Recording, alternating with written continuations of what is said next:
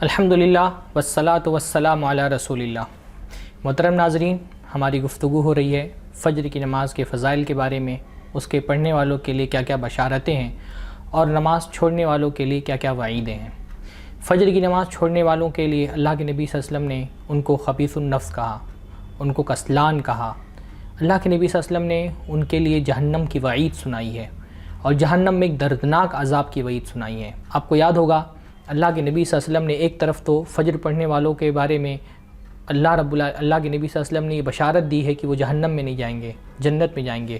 دوسری طرف اللہ کے نبی فرماتے ہیں، جب اللہ کے نبی کو معراج کرائی گئی، اللہ کے نبی صلی اللہ علیہ وسلم نے جہنم میں مختلف طرح کے عذاب دیکھے تو ایک خاص طرح کے آدمی کو دیکھا کہ وہ لیٹا ہوا ہے، اس کے بغل میں ایک آدمی ایک بڑا سا پتھر لے کر کے کھڑا ہے اور وہ پتھر اس کے سر پہ پٹکتا ہے، اور جب وہ سر پہ اس کے پتھر پٹکتا ہے تو اس کا سر چکنا چور ہو جاتا ہے، وہ پتھر لڑک کر کے دور چلا جاتا ہے۔ وہ شخص جب پتھر اٹھانے کے لیے جاتا ہے، پتھر اٹھا کر کے دوبارہ آتا ہے تو اس کا سر پہلی حالت میں آ جاتا ہے۔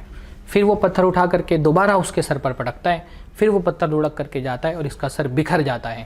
یہ عذاب مسلسل اس پر ہو رہا ہے۔ اللہ کے نبی صلی اللہ علیہ وسلم نے آخر میں پوچھا کہ وہ شخص کون تھا جس کو اتنا شدید عذاب ہو رہا تھا، تو اللہ کے نبی کو بتایا گیا یہ وہ شخص تھا جس نے قرآن کو لیا، سیکھا، اس کے بعد قرآن کو چھوڑ دیا۔ اور دوسری بات اللہ کے نبی صلی اللہ علیہ وسلم کو یہ بتائی گئی کہ ینام عن الصلاۃ المکتوبہ، کہ یہ شخص فرض نمازیں چھوڑ کر کے سوتا رہتا تھا۔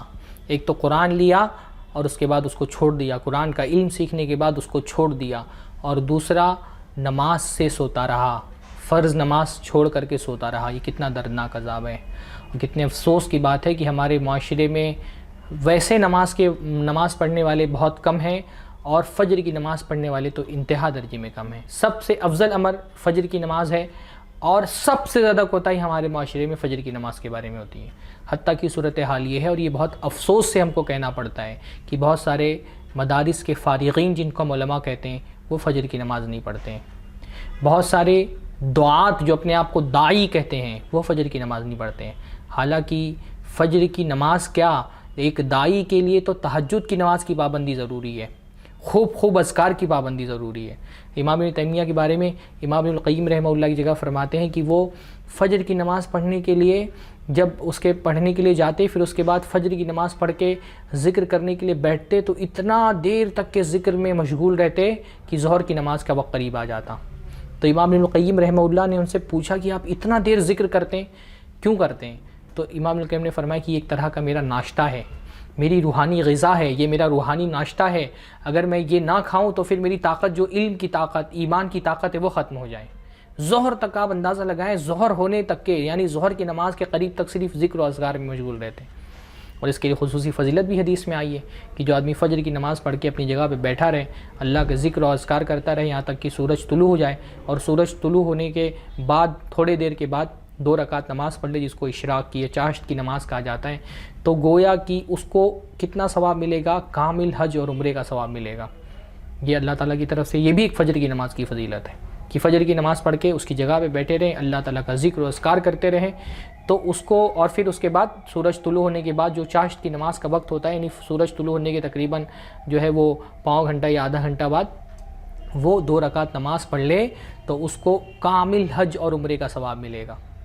یہ فجر کی نماز جو ہے وہ یہ بھی بہت افسوس سے دیکھنا پڑتا ہے نا کہ بہت سارے مساجد کے ذمہ داران فجر کی نماز نہیں پڑھتے، ٹرسٹیان فجر کی نماز نہیں پڑھتے۔ کتنی افسوس کی بات ہے، آپ کس منہ سے اپنے آپ کو ٹرسٹی اور ذمہ دار مسجد کا بولتے ہیں؟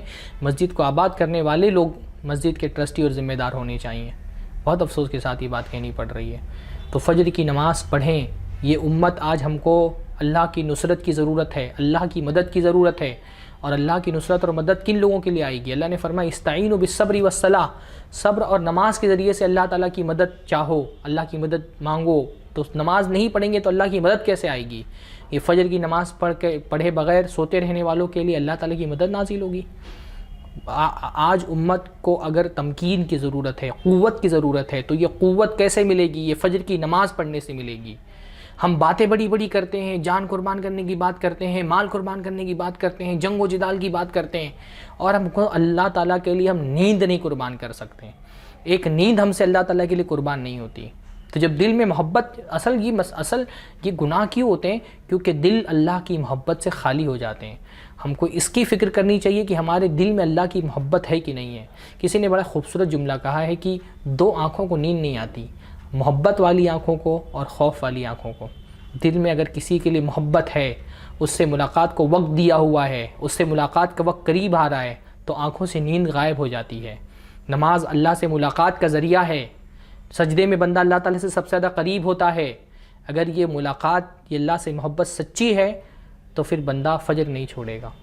زبان سے تو میں آپ سے کسی سے بھی پوچھوں کہ آپ کو نیند سے زیادہ محبت ہے یا اللہ سے زیادہ محبت، تو کون بندہ ہے جو بولے گا مجھ کو نیند اللہ سے زیادہ محبوب ہے؟ ہر کوئی کہے گا کہ ہم کو اللہ زیادہ محبوب ہے، نیند سے زیادہ اللہ پیارا ہے۔ لیکن اللہ تعالیٰ صرف زبانی دعوے کو قبول نہیں کرتا، اللہ تعالیٰ آپ کے دعووں کو آزماتا ہے، آپ کے دعووں کی دلیل چاہتا ہے۔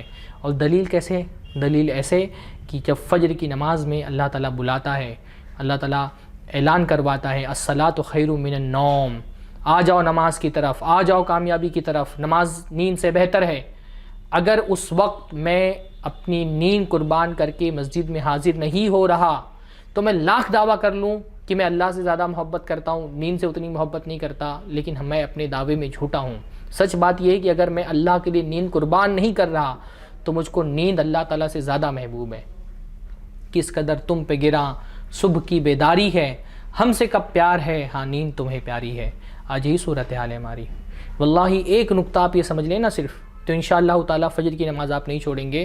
صرف اتنا سوچ لیں کہ وہ رب جس نے آپ کو رات کے وقت سکون کی نیند دی ہے، کیا اس کے لیے آدھے گھنٹے کے لیے آپ اٹھ کر کے نیند اپنی قربان نہیں کر سکتے؟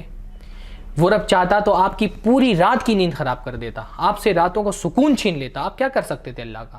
کتنی بڑی نعمت ہے رات کی نعمت، کتنی بڑی نعمت ہے۔ قرآن مجید میں اکثر جگہوں پر آپ دیکھیں گے اللہ نے جہاں رات اور دن کی نعمت کا ذکر کیا ہے، وہاں رات کا ذکر پہلے کیا ہے اور دن کا ذکر بعد میں کیا ہے۔ اس لیے رات کی نعمت دین کی نعمت سے زیادہ بڑی ہے۔ وَجَعَلْنَا اللَّيْلَ لِبَاسًا وَجَعَلْنَا النَّهَارَ مَعَاشًا، اللہ نے لیل کا ذکر پہلے کیا، اور بھی بہت ساری حدیثوں میں رات کو اللہ نے سکون کا ذریعہ بنایا ہے۔ دنیا میں کتنے لوگ ہیں جن کو رات میں نیند نہیں آتی؟ واللہ ایسے لوگوں سے آپ ملیں گے، قابل رحم ہوتے ہیں وہ لوگ جن کو رات میں نیند نہیں آتی، ٹینشن سے، فکر مندی سے، رات میں بڑے بڑے ڈوز لینے پڑتے ہیں ان کو سونے کے لیے، ان کو نیند نہیں آتی۔ اگر اللہ نے آپ کو رات کی نیند کی نعمت سے نواز دیا ہے تو کیا اس نعمت کی شکر گزاری میں آپ صبح کے وقت اللہ کے لیے اپنی نیند قربان کر کے فجر کی نماز نہیں پڑھ سکتے؟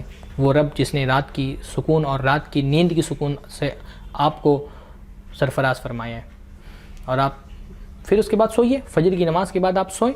یعنی بہتر تو یہ کہ فجر کی نماز کے بعد آدمی اپنے کاروبار میں لگ جائے، کیونکہ اللہ تعالیٰ نے صبح کے وقت میں برکت رکھی ہے۔ لیکن اگر کوئی سونا چاہتا ہے تو شریعت میں اتنی پابندی نہیں کہ آپ فجر کی نماز پڑھ کر کے نہیں سو سکتے۔ بہت سارے صحابہ کے بارے میں آتا ہے، حضرت عائشہ کے بارے میں اور بھی بہت سارے صحابہ کے بارے میں، کہ وہ فجر کے بعد سوتے تھے۔ تو اگر آپ اس کے بعد سونا ہے سوئیے، پھر اپنے کاروبار کے وقت میں اٹھیے۔ لیکن اللہ تعالیٰ جس نے رات بھر کی نیند آپ کو سکون کی دی ہے، اس کے لیے اتنی سی قربانی دے۔ ہاں، اتنی سی قربانی ہمارا دین ہم سے مانگ رہا ہے۔ ابھی جان کی قربانی دینا، اپنی مال کی قربانی نہیں دینا اتنی بڑے پیمانے پر۔ ابھی کوئی جنگوں میں نہیں جانا ہے، جہاد نہیں کرنا ہے، یہ جہاد اپنے آپ سے کرنا ہے۔ المجاہد من جاہد نفسہ، یہ نفس جو ہم کو بستر نہیں چھوڑنے دیتی ہے، اس سے جہاد کر کے، اس سے لڑ کر کے ہم کو اٹھنا ہے۔ وہ شیطان جو ہم کو سونے نہیں دیتا اور ہمارے دماغ میں بار بار یہ بات ڈالتا ہے کہ پڑھیں گے فجر کی نماز، بوڑھے ہو جائیں گے تب پڑھیں گے، کچھ سالوں کے بعد پڑھیں گے، 10 بجے اٹھ کر کے پڑھ لیں گے، اس شیطان سے لڑنا ہے۔ یہ جہاد ہے، شیطان سے جہاد کرنا ہے ہم کو۔ اس شیطان سے لڑیے۔ وہ بہت بد نصیب لوگ ہیں جن کی صبح شیطان سے ہار کر کے ہوتی ہے۔ فجر کی نماز آدمی نہیں پڑھ رہا، پہلا اس کی صبح جو اس طرح سے ہوئی کہ شیطان سے وہ ہار گیا، شیطان نے اس کے کان میں پیشاب کر دیا، اس لیے اللہ کے نبی نے اس کو خبیث النفس کہا ہے۔ اللہ تعالی ہم سب کو فجر کی نماز کا پابند بنائے۔ السلام علیکم ورحمۃ اللہ وبرکاتہ۔